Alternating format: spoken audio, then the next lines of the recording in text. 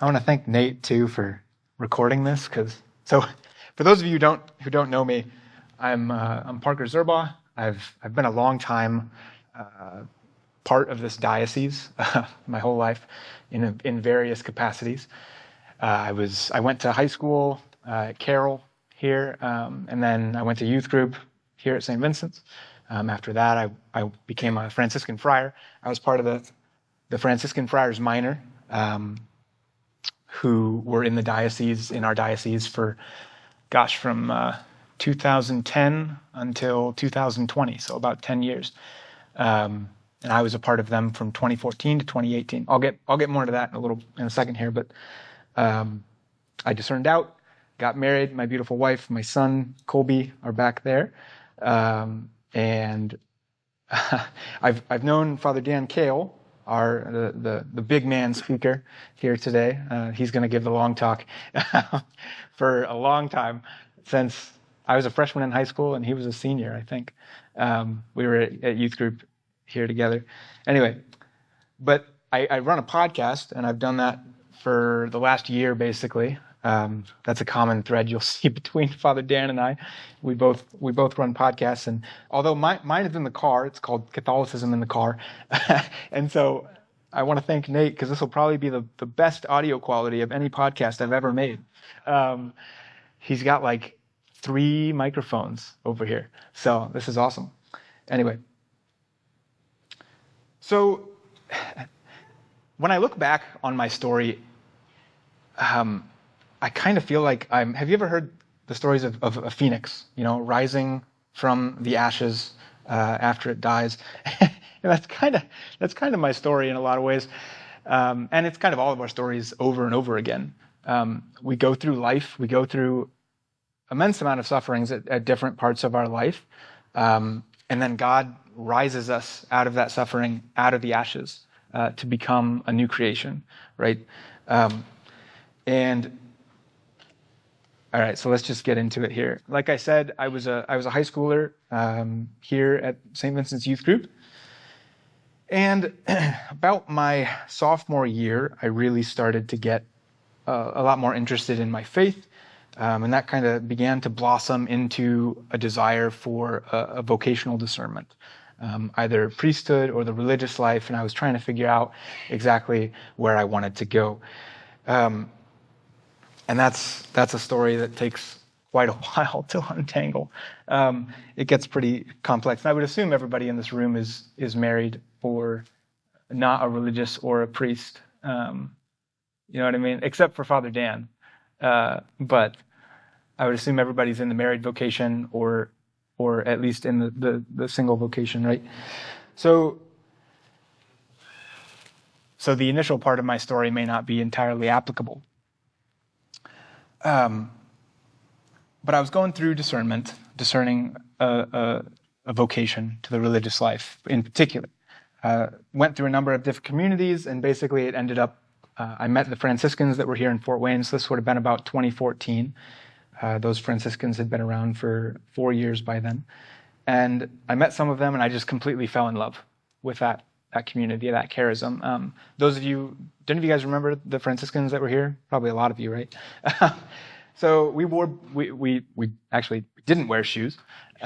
We walked around barefoot. We grew our beards. We never trimmed them. We had shaven heads. We wore our very woolen, itchy, thick brown habits, Franciscan habits. When we would put our hoods up, people would mistake us for Jedi. I always wanted to walk around with a Jedi lightsaber and, scare somebody, but it never worked. Consequently, it would have been a great Halloween costume, but we usually spent Halloween praying for the world. But anyway, I fell in love with this community, the Franciscan community, and they really became my family, my brothers.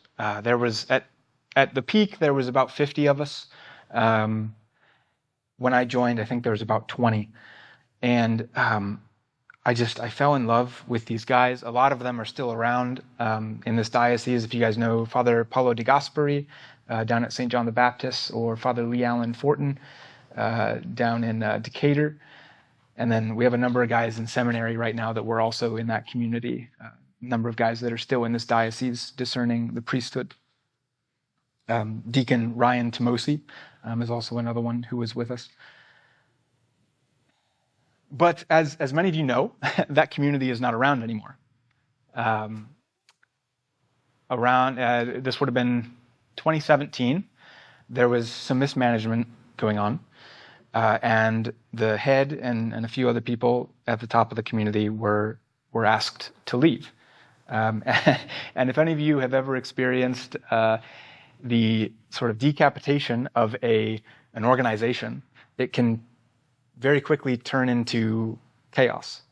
Or if it's not chaos, it's at least not terribly organized anymore. And a lot of division came about during that time between the community. Different camps were formed, as we see in a lot of different situations, whether it's in the religious life or business or government, right? Different camps formed, and those camps started to see each other kind of as enemies in a lot of ways. And what happened basically is that one camp kind of decided to leave, and there was at that point there was only 7 of us left. So about 25 people left the community kind of all at once after the heads were asked to leave. And then there was just a few of us left, just basically 7 of us. And during that time, you can imagine, like I had said, I had really fallen in love with this community of brothers. Not just the community as a whole, not just the Franciscan life, but with the individual men. They really became family to me. They became some of my best friends, and those friendships still last to this day. And we went through an immense amount of suffering during that time. Because what we had seen as our vocation, what God had destined for us, it kind of fizzled out in front of our eyes. But it was really kind of broken in front of our eyes. And we had to deal with that. And that suffering, it really brought us together, especially those of us that were left. And was a beautiful time of discernment for each and every one of us. Because as probably all of you know, a lot of the most crucial moments of discernment in our life happen in times of trial, in times of suffering. It's during those times that we particularly need to make a decision. And sometimes those decisions can be very grave. If it's a loved one who's dying, and we need to make a decision of what to do in the hospital during that time, right? That's an incredible amount of suffering, and a very heavy decision on our shoulders. When we get married, right? I've heard, and I experienced this myself, during the time of engagement before you get married, that's oftentimes the most intense suffering of your relationship up to that point, largely because wedding planning and all the pressures of everybody else, right? And that kind of comes to a fore. But what's beautiful about it is if the couple can get through that time of suffering, it can bring forth a much deeper relationship between them, right? So I think basically from my story, as regards discernment, one of the biggest things that I've learned is that those times of suffering in our lives are the ones that bring the most important decisions. And if we can hold on to the hand of God during that time, even if it's just by a fingernail, right? Like he's just holding the tip of our finger, right? As long as we don't let go, it does end up working out in one way or another. And honestly, that is how I felt during that time of turmoil when I was in the religious life, was just holding on to God by my or he was holding on to me by a finger, right? And then after I left the community, the Franciscans. That was also a time of great turmoil for me, trying to figure out, what do I do now? Thankfully, God gave me a pretty clear path towards marriage, but it was always struggling with the idea of, is that the true calling, or am I just being deceived? And that also brings a lot of suffering. And it was during those times as well, that you feel like you're just barely hanging on.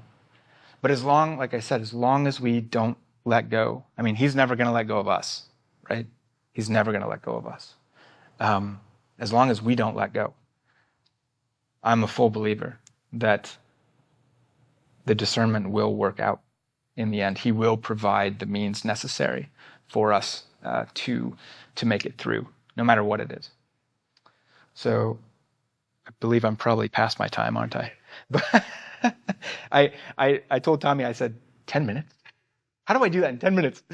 But if you guys want a fuller picture of my story, a lot more meat on it besides 10 minutes long, I actually did an interview on my podcast with a lady in France, actually. The interview is in English, don't worry.